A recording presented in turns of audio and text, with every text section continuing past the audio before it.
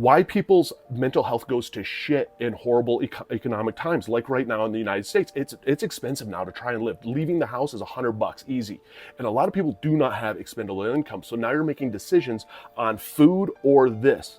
And these are basic necessities also that people are fighting for.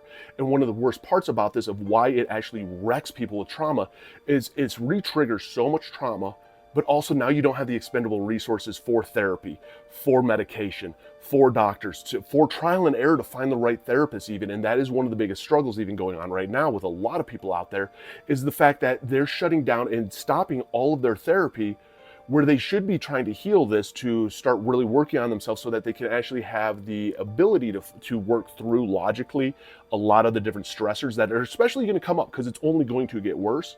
And the unfortunate thing is stopping this stops so much of that healing process. Again, you have to remember, your healing process and your mental health is just as important as your job and as a food, because without your mental health, you're not going to be able to get either of those.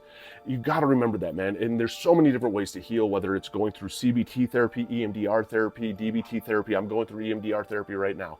I have a ton of trauma, and I do know that economic shifts alone set me off into fight or flight mode. Stress level is through the roof because it's so uncertain of what is happening. You're watching house prices. People can't afford houses. You're just watching everything just teetering. And I know what it was like even in '08 when everything collapsed.